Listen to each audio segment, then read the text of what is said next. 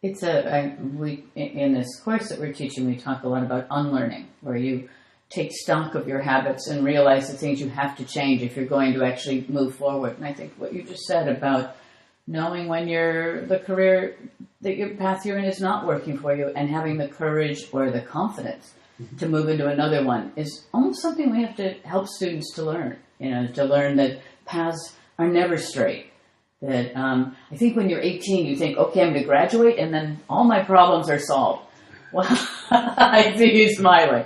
Life is a combination of preparation and serendipity. And there are things you don't control. I mean, some of it involves very personal levels. I mean, the spousal issue is a real-time challenge. And then you have the whole circumstance of where do people want to live, how do they want to live, and everybody is in a little different situation. And it never quite stays the same. Life is always changing, and you're always having to learn to maneuver around it. But when you think about it, and this is, to me, the great perspective on young people today, up till a century ago, 99+% of people on Earth did precisely what their mothers and fathers did. And we're now in a world that, in one sense, in an incredibly positive way, everybody has enormous options. We're also in a world that is discombobulated. Yes. And I'm confident it's one of the reasons that we're all looking at friends and family members, and possibly ourselves, that have increasing amounts of psychiatric problems. Because the choices are so massive. Yeah. And we've never dealt with this before. Society's never dealt with it before. Right. Social scientists talk about choice depletion, where when you have too many choices, it actually depletes you. You get into a situation where it's almost like you can't make any choices, and it almost leads to a kind of paralysis. And they've done lots of experiments that show that especially in situations that are dire, where you're constantly having to make choices. It's an actual drain rather than a spur to creativity and development. Actually, it's a drain away. Well, choice making can be very strenuous. Lack of having choices is a worse dilemma. It's a worse dilemma, yes. But there's never a perfect fit, and it always seems that someone else is on a better island, and seldom is that the case. Seldom is that the case.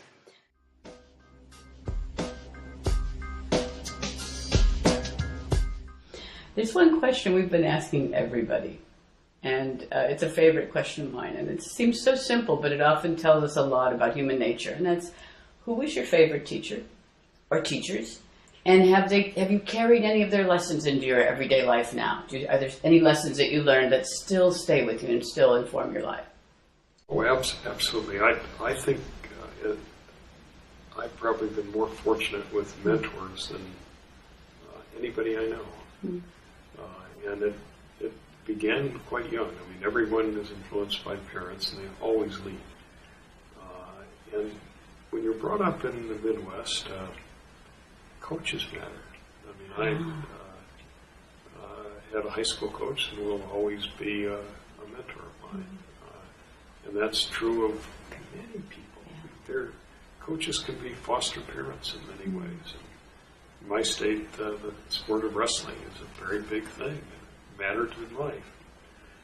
I played 3 sports in college, and I can't say coaches mattered then. It switched into more academic types. And I had great teachers, great models. And then some became models that I came to know, partly personally, but mainly through their records.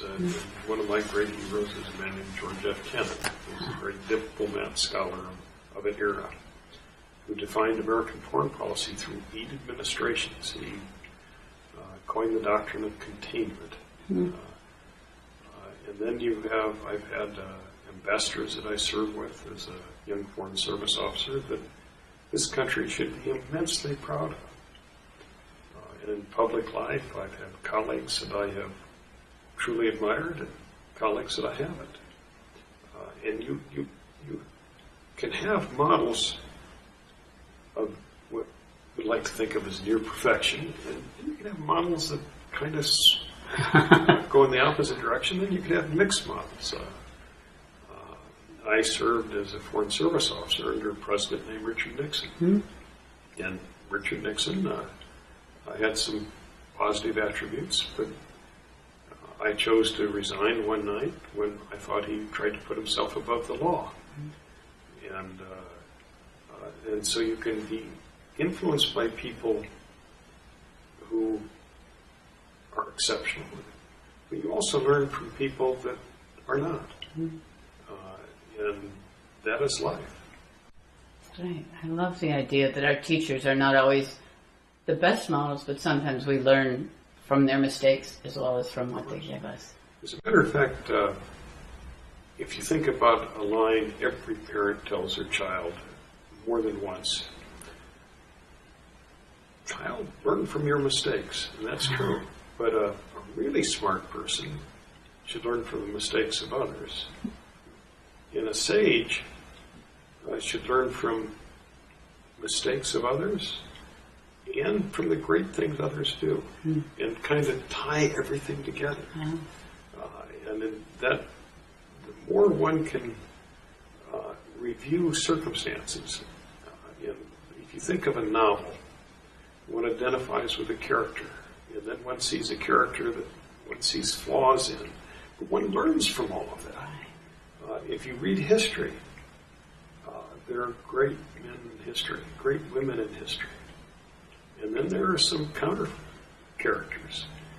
And you learn from everything. And so the more one can look at history, the more one can look at literature. Literature in many ways is more powerful than history. Mm-hmm. The more, surprisingly, applies to one's own life. Mm-hmm. I think partly because you can empathize and identify so much with the characters, partly because in literature they often are flawed. There's the good and bad in one character, and we all know that's very human. That's great.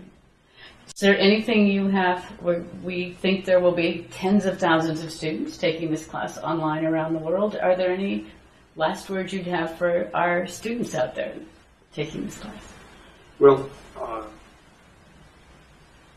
I think it's very important to look small and far, to understand one's own community, which often begins with one's own family, and then to try to identify with families in other parts of the world. And in a world in which we're all affecting each other, a race is on, and we've never lived in a world in which individuals can do more good, and in which individuals can potentially do more harm. And so the challenge is that the first wins over the second. Now, for the first to win over the second, one has to have a sense that people care for somebody else, and that they identify with somebody else, and that they can see their circumstance, and they hope someone else can see their own. And so life is all about developing a mutual respect. And if you have mutual respect, you can live in countries that you might not like one's own government, you might not like someone else's government. But governments change. What doesn't change is culture and people. And as cultures move slowly. Now, we're in a period in which culture is moving more rapidly than before.